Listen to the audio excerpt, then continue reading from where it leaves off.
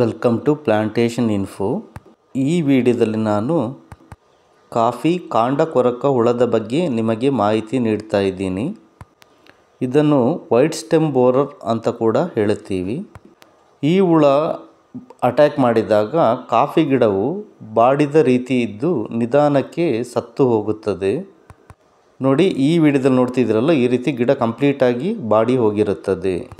ಇದರ ಕೀಟವು ಏಪ್ರಿಲ್ ಮತ್ತು ಮೇ ತಿಂಗಳಲ್ಲಿ, ಹಾಗೆಯೇ ಸೆಪ್ಟೆಂಬರ್ ಮತ್ತು ಅಕ್ಟೋಬರ್ ತಿಂಗಳಲ್ಲಿ ಹಾರಿ ಕಾಫಿಯ ಬಡ್ಡೆಯ ಮೇಲೆ ಮೊಟ್ಟೆಗಳನ್ನು ಇಡುತ್ತದೆ. ಆ ಮೊಟ್ಟೆಗಳು ಬಿರಿದು ಸಣ್ಣ ಹುಳಗಳು ಕಾಫಿಯ ಬಡ್ಡೆಯ ಒಳಗೆ ಕೊರೆದುಕೊಂಡು ಹೋಗಿ ಕಾಫಿಯ ತಿರುಳನ್ನು ತಿನ್ನುತ್ತದೆ. ಇದರಿಂದ ಕಾಫಿಯ ಗಿಡವು ನಿಧಾನಕ್ಕೆ ಸೊರಗುತ್ತಾ ಹೋಗುತ್ತದೆ. ಒಮ್ಮೆ ಒಳಗೆ ಹೋದ ಹುಳವು 6 ತಿಂಗಳ ನಂತರ ಕೀಟವಾಗಿ ಹೊರಗೆ ಬಂದು ಬೇರೆ ಕಾಫಿ ಬಡ್ಡೆಯ ತೊಗಟೆಗಳಲ್ಲಿ ಮೊಟ್ಟೆಯನ್ನು ಇಡುತ್ತದೆ. ಹಾಗಾಗಿ ಇದನ್ನು ನಾವು ಸರಿಯಾದ ಸಮಯದಲ್ಲಿ ನಿಯಂತ್ರಣದಲ್ಲಿ ಇಡಬೇಕು. ನೋಡಿ, ಇದರಲ್ಲಿ ನಾನು ಎಕ್ಸಿಟ್ ಹೋಲ್ ಅಂದರೆ ಕೀಟವಾಗಿ ಹೊರ ಬಂದಿರುವ ಜಾಗ ಇದು. ಬೋರರ್ ಹುಳ ಹೊಡೆದ ಗಿಡದ ತೊಗಟೆಯನ್ನು ಸೂಕ್ಷ್ಮವಾಗಿ ಗಮನಿಸಿದಾಗ ಅಡ್ಡಡ್ಡ ಮಾರ್ಕ್ ಇರುತ್ತದೆ. ಹಾಗೆಯೇ ಎಲೆಗಳ ಚಿಗುರು ಚೆನ್ನಾಗಿ ಬರುವುದಿಲ್ಲ.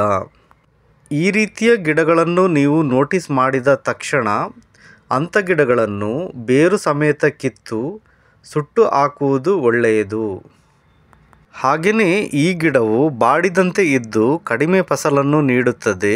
ಹುಳವು ಒಳಗೆ ಹೋದ ಬಡ್ಡೆಯು ನಿಧಾನಕ್ಕೆ ಸೊರಗುತ್ತಾ ಬರುತ್ತದೆ. ಇಂಥ ಬಡ್ಡೆಯನ್ನು ನೋಟಿಸ್ ಮಾಡಿದರೆ ತಕ್ಷಣ ಕಿತ್ತು ಇದನ್ನು ಬೆಂಕಿಯಲ್ಲೇ ಹಾಕಿ ಸುಡುವುದು ತುಂಬ ಒಳ್ಳೆಯದು.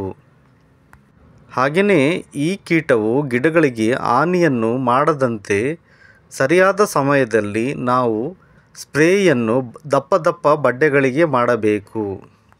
ಈ ಸ್ಪ್ರೇಯನ್ನು ಮಾರ್ಚ್ ತಿಂಗಳ ಕೊನೆಯ ವಾರ ಅಥವಾ ಏಪ್ರಿಲ್ ತಿಂಗಳ ಮೊದಲ ವಾರದಲ್ಲಿ, ಹಾಗೆಯೇ ಆಗಸ್ಟ್ ತಿಂಗಳ ಕೊನೆಯ ವಾರ ಅಥವಾ ಸೆಪ್ಟೆಂಬರ್ ತಿಂಗಳ ಮೊದಲ ವಾರದಲ್ಲಿ ಮಾಡಬೇಕು. ಈ ಸ್ಪ್ರೇಯ ಔಷಧಿಯ ವಿವರವನ್ನು ನಾನು ಡಿಸ್ಕ್ರಿಪ್ಷನಲ್ಲಿ ಹಾಕಿರುತ್ತೇನೆ, ಪ್ಲೀಸ್ ಚೆಕ್ ಮಾಡಿ. ಹಾಗೆಯೇ ಕಾಂಡ ಕೊರಕ ಹುಳದ ನಿಯಂತ್ರಣಕ್ಕೆ ಬಡ್ಡೆಯನ್ನು ಮಾಲಿಷ್ ಮಾಡುವುದು ಕೂಡ ಒಂದು ಉತ್ತಮ ಕೆಲಸವಾಗಿರುತ್ತದೆ. ನೀವು ಕೂಡ ಕಾಂಡ ಕೊರಕ ಹುಳವನ್ನು ಸರಿಯಾದ ಸಮಯದಲ್ಲಿ ನಿಯಂತ್ರಿಸಿ ಹೆಚ್ಚಿನ ಇಳುವರಿಯನ್ನು ಪಡೆಯಿರಿ. ಈ ವಿಡಿಯೋ ಇಷ್ಟ ಆದರೆ ಪ್ಲೀಸ್ ಲೈಕ್ ಮಾಡಿ. ಹಾಗೆ ಅಗ್ರಿಕಲ್ಚರ್ ಇನ್ಫಾರ್ಮೇಷನ್ಗೆ ನಮ್ಮ ಚಾನಲ್ ಸಬ್ಸ್ಕ್ರೈಬ್ ಮಾಡಿ. Thank you.